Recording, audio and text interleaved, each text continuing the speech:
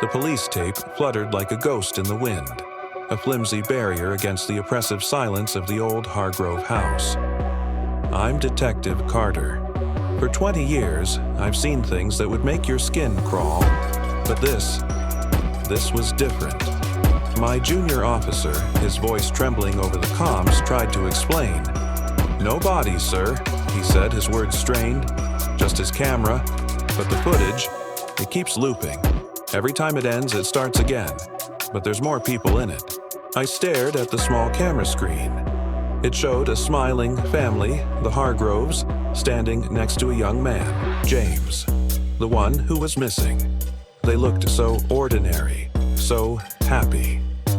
Then the image shook, a violent jolt, as if the person holding it had seen something terrifying just out of frame. The loop reset, same smiles, same sunny day. But now, was that a shadow behind them that wasn't there before? Frowning, I turned towards the darkened, imposing structure. The windows were like vacant eyes, watching me. "I'll check inside," I muttered, my voice swallowed by the unnatural quiet. Stepping into the Hargrove house felt like stepping into a photograph. Time was frozen. The air was thick and heavy, dust motes suspended in the beams of my flashlight refusing to settle.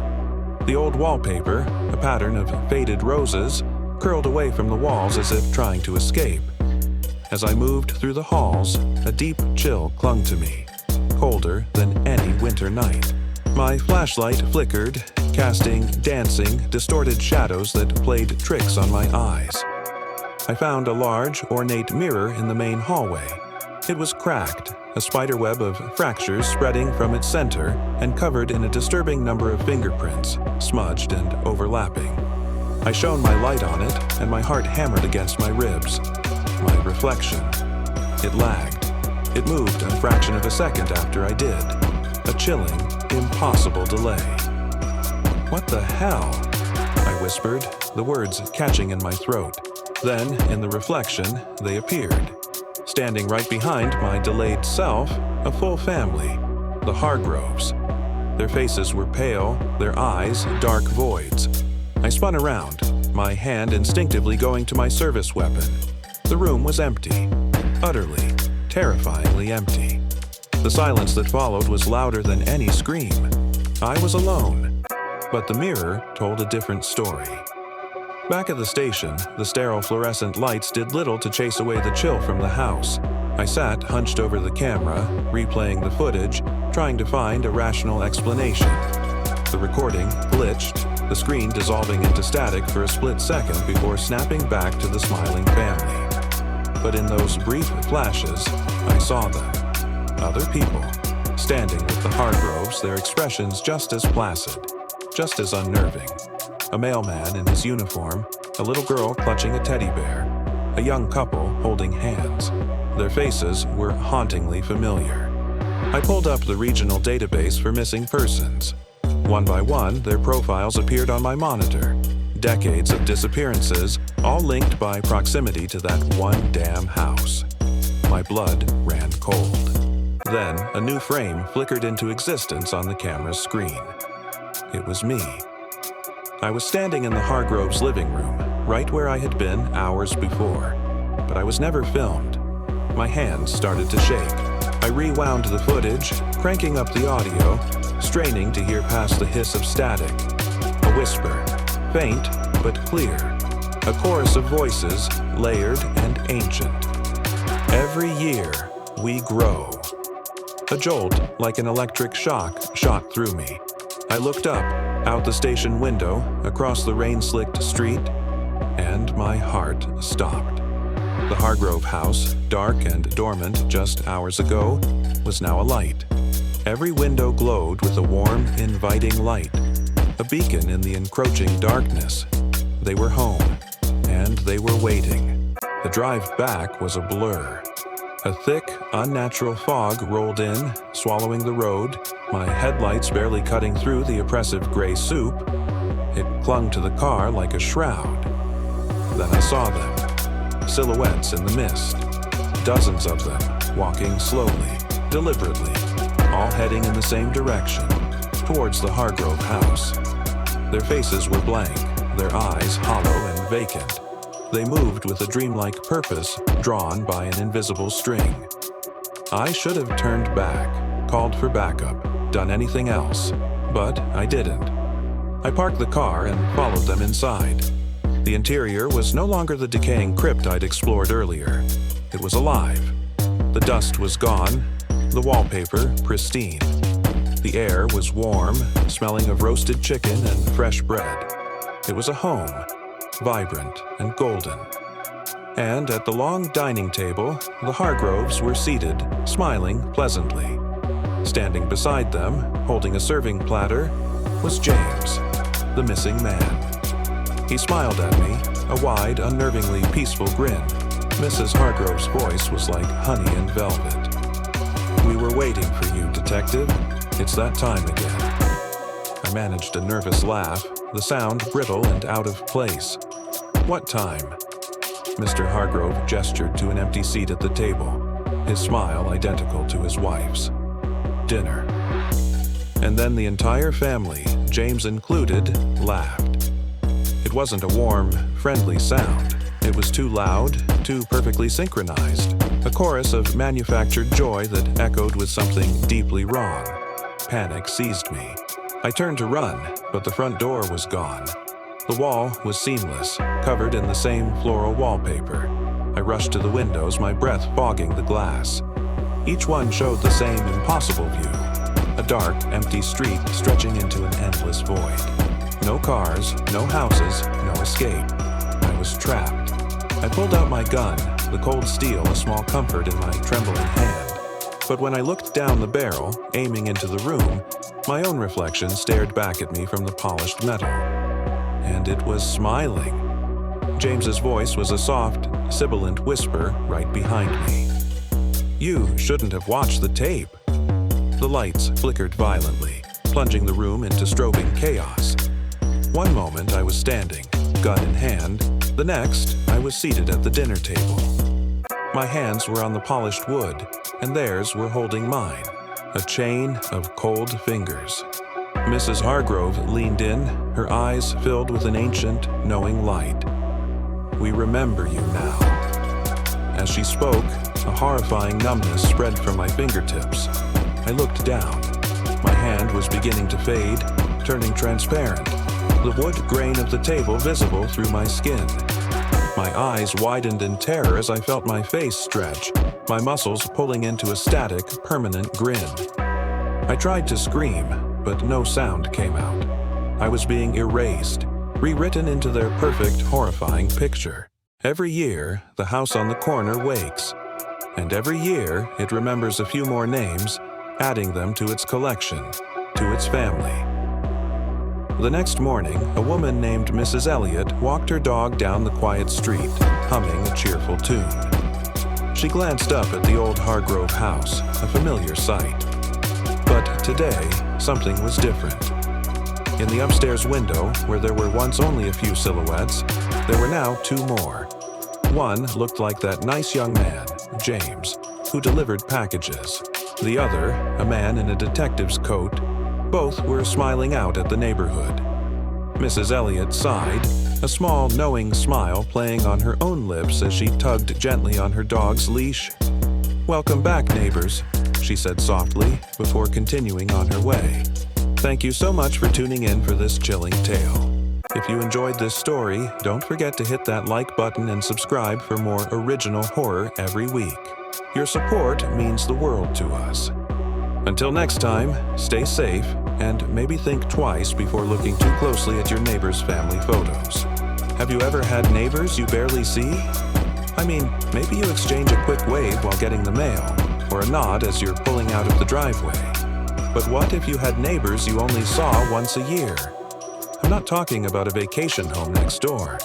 I mean a house that's lived in, with lights on a timer and a lawn that's mysteriously mowed. But the people, they only show up for one single day. That's exactly what happened to me. When I first moved into this quiet suburban neighborhood, I was thrilled. The houses were charming. The streets were lined with old oak trees, and everyone seemed so friendly. Everyone except the people in the blue house directly across the street. The house was immaculate. The garden was pristine. The paint was fresh, and there was never a single leaf out of place. But in the first few weeks, I never saw anyone come or go. The mail piled up for a day or two and then would vanish. The lawn would get a little long, and then, overnight, it would be perfectly manicured. It was odd. I asked my next-door neighbor, Mrs. Gable, about it. She was this sweet, elderly woman who knew everything about everyone. When I mentioned the blue house, a strange, knowing smile crept across her face. "Oh, the Millers," she said, her voice dropping to a conspiratorial whisper. "You'll meet them, eventually." She wouldn't say another word, just winked and went back to tending her roses. That, of course, only made me more curious. I started watching the house, trying to catch a glimpse of these phantom neighbors. I'd see a flicker of a curtain or a porch light turn on exactly at dusk, but never a person. It was like living across from a ghost house that was maintained by an invisible force. Months went by. Fall turned to winter, winter to spring. The blue house remained a perfect, silent enigma. I'd almost given up, convinced it was owned by some eccentric billionaire who hired a stealthy team to maintain it. Then came the first Saturday of summer. I woke up to a sound I'd never heard from that house before: laughter. I peeked through my blinds, and the sight was unbelievable. The front yard of the blue house was bustling with people. There were tables set up with checkered cloths, a massive barbecue grill smoking away, and dozens of people, men, women, children, chatting, playing, and celebrating. In the center of it all was an older couple, a man with a shock of white hair and a woman with the kindest eyes, who were clearly the hosts. They were hugging everyone, passing out food, and radiating pure joy. I was stunned. I must have stood at my window for a solid 10 minutes just watching this vibrant scene unfold where there had been only silence for a year. I felt like I was witnessing a mirage. Was this real? Were these the Millers? I had to know. Taking a deep breath, I decided to do what any good neighbor would do. I baked a quick batch of cookies, put them on a plate, and walked across the street. As I got closer, the smell of grilled food and the sound of happy chatter grew stronger. I felt a little nervous, like I was crashing a very exclusive party. A woman with a bright smile noticed me hovering at the edge of the lawn. "Come on in," she called out, waving me over. "There's plenty for everyone." I walked over, introduced myself, and offered the cookies. The woman's name was Sarah, and she was, as it turned out, the Miller's daughter. She then led me over to the older couple I'd seen earlier. "Mom, Dad," she said, "this is our new neighbor from across the street." Mr. and Mrs. Miller turned to me, their faces crinkling into warm smiles. "Welcome to the neighborhood," Mr. Miller said, shaking my hand firmly. "We're so glad to finally meet you.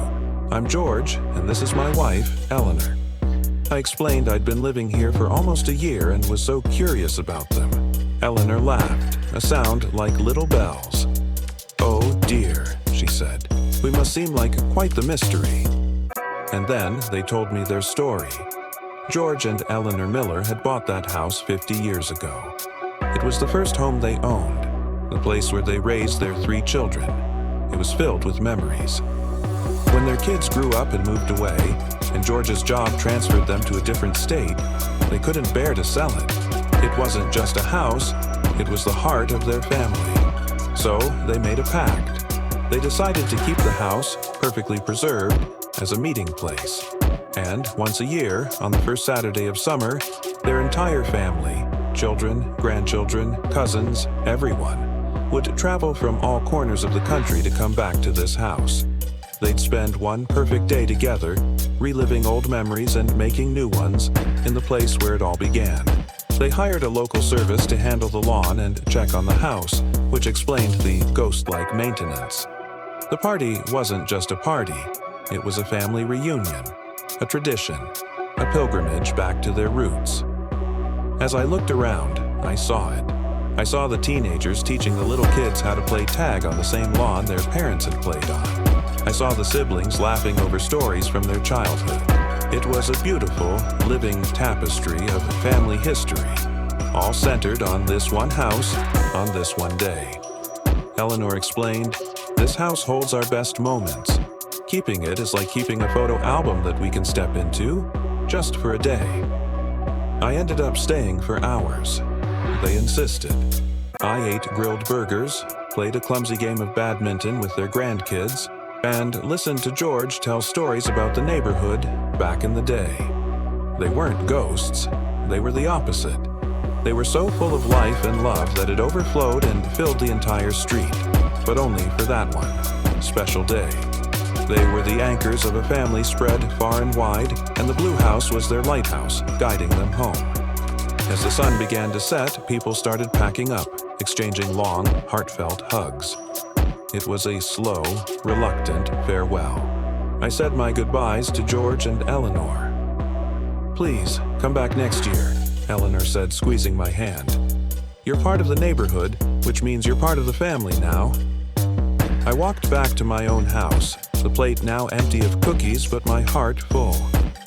The next morning, I looked out my window. The blue house was silent. The tables were gone, the lawn was empty. It was as if the whole thing had been a dream. But it wasn't. It was a reminder that every home has a story, and some stories are just quieter than others. And now, every year, I mark my calendar for the first Saturday of summer. I don't see them as the mysterious neighbors anymore. I see them as a beautiful annual reminder of what truly matters: family, tradition, and coming home. So, if you have a neighbor you don't see often, maybe there's a beautiful story there, just waiting to be discovered. Thanks so much for watching and letting me share this little piece of my life with you. If you have any interesting neighbor stories, I'd love to read them in the comments below.